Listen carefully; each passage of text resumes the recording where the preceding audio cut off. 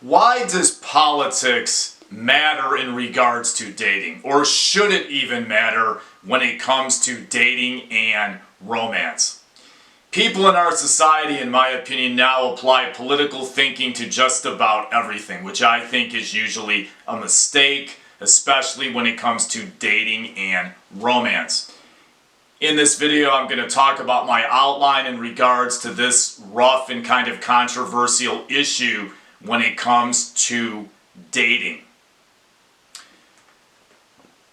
Couples that are in opposite political parties, in my opinion, can work as a relationship. It can be done. There are famous ones out there. I'm not going to get into who they are. You can look it up if you want to.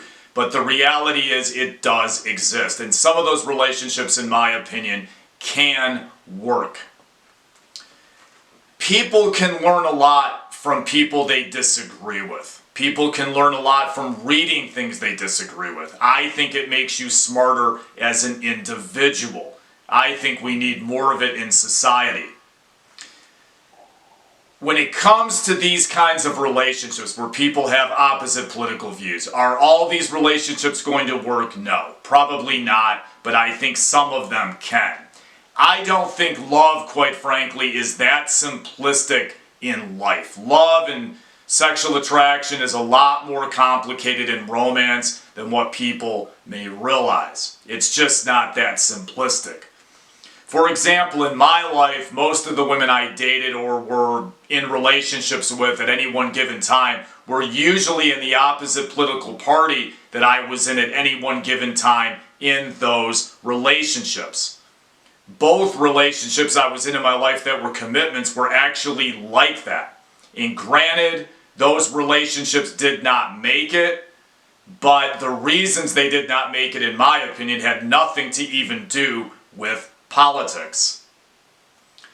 I actually learned a lot about dating and a lot about women from being in those kind of relationships where you're on opposite views, at least politically. To clarify, I have switched parties in my life. I originally was a Republican when I was young, way back. Then I became a conservative Democrat in roughly my earlier 20s. Then I became a Republican again in my earlier 30s. I believe Trump was like that too. It went RDR. I now consider myself an independent since 2016, since I have worked on the Bernie campaign in the last roughly 10 years. I consider myself an independent. In theory, I'm really more of like a Jeffersonian populist or a complete independent that goes more down the middle, in my opinion, politically. Love and attraction is very complex, and I don't think you can break it down into a simplistic nutshell or rubric simply based on politics. I think that is a mistake in our society. I guess it boils down to how open-minded you are when it comes to dating and relationships. The more narrow you become, in my opinion, you are limiting yourself with dating. And people that think like this are actually becoming a lot more antisocial in society.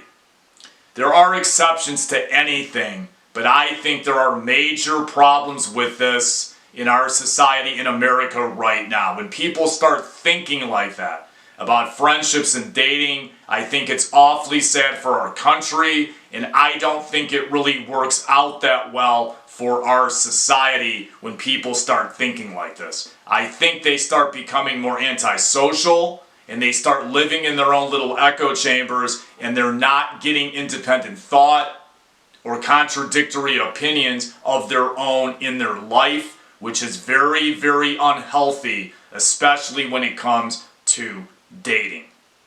You actually could be overlooking the person that's perfect for you based on politics, which is a shame. It's a complete mess for dating.